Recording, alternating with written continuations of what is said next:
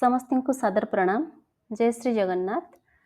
आज व्यक्तित्व परिचय जानिबा जने प्रकृति प्रेमी तथा परिवेश बंधु इंजीनियर मनोरंजन मिश्र को जी भल पाती नदी पहाड़ झरणा वृक्षलता को ए सब को कोल धरी हसुवा प्रकृति माँ को वृक्षर सबुजिमा पुलकित कर मन को खूब छोट दिनू गछ को निजर प्रिय साथी भावे आदरी नहीं मनोरंजन का जन्म पुरी सहर में मैट्रिक पर सामंत चंद्रशेखर महाविद्यालय एवं बुर्ला इंजीनियरिंग कॉलेज रु डिग्री हासिल करिसेंती से प्रथमे एलएनटी रे नियुक्ति एवं परे एसएमएस इंडिया प्राइवेट लिमिटेड रे वाइस प्रेसिडेंट पदवी रु अवसर ग्रहण कर सारिसेंती। गछ को निज प्रिय साथी भावे ग्रहण करथिबा श्रीयुक्त मिश्र अवसर पर ओडिशा एनवायरमेंट सोसाइटी सदस्य भावे जोग देथिले। से कहती समय चक्र परिवर्तन सहित मनुष्यर रक्षणाबेक्षण आसिला परिवर्तन। आमे विकास ना रे विनाश आड़ को गति करुचे। बासगृह ठारू गछपत्र धीरे धीरे दूरे जाउची। एहार सीधासलख प्रभाव पड़ुछि जलवायु परिवर्तन उपरे।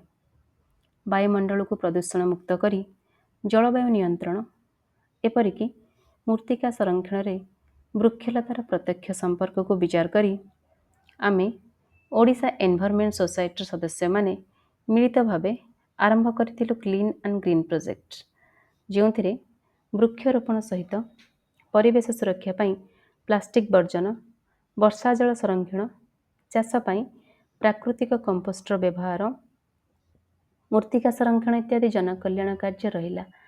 प्रथमे बीएमसी अनुमति नहीं राजधानी विभिन्न ऐतिहासिक स्थल मठ मंदिर स्वास्थ्य केन्द्र विद्यालय चतुर्पार्श्वरू प्लास्टिक अलिया आवर्जना सफा करी वृक्षरोपण करिथिलु।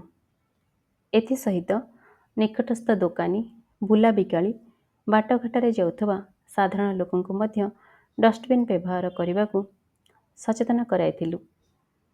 भुवनेश्वर परे अन्यान्य सहर तथा राज्यर अनेक ग्राम ग्राम पंचायत सहयोग पिलामानंकु परिवेश संबंधी क्विज प्रतियोगिता करी ग्रामवासी मन वृक्षरोपण निमंते आग्रह सृष्टि कराइछंती। प्राय 5 वर्ष भितर राज्यर बहु स्थान रे 45,000 ऊर्ध्व गछ लगाई सारिछंती। एथिसह परिवेश समाज मिलित उद्यम 5,980 जन को सचेतनता कार्यक्रम रे सामिल करिछंती। केवल गछटिए लगाईदेले तो चलबनी, तार जत्न नेबा पई प्रति घर घर बुली मंदिर प्रांगण रे सभा करी जीवन पई वृक्षर आवश्यकता संपर्क रे बुझाइछंती। गछलता को निज संतान परि पितृ स्नेह दे बढ़ाउतबा श्रीयुक्त मिश्र निज साथी मानक सह अस्तरंग हिंताल वन महेंद्रगिरी पर्वतमाला एवं ऑलिव रिडल कईंच सुरक्षा पई गाँ लोकंक मध्य बहु सचेतनता प्रोग्राम करि आसुछंती। एहा छड़ा 2020 मार्च 13 तारिख रु सिंगल यूज प्लास्टिक और वर्षा जल संरक्षण उपरे विधिवत कार्य आरंभ करिछंती। परिवेश सुरक्षा परि महत् कार्य पई राज्य सरकार तांको परिवेश बंधु सम्मान रे सम्मानित करिछंती।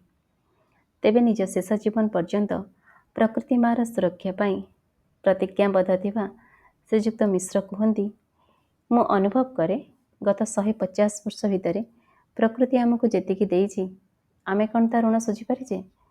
प्रत्येक मनीष जो जीवन काल मध्य 6टी बड़ गछ लगांतु। निज पिलामानंकु एक सुस्थ भविष्यत पई परिवेश सुरक्षा रे सामिल करांतु। परिवेश को नहीं एवं चिंता करिवार समय आसीछि। आमर छोट छोट निष्पत्ति एक बृहत परिवर्तन आनी पारिबो परिवेश सुरक्षा दिगरे। धन्यवाद। जय जगन्नाथ।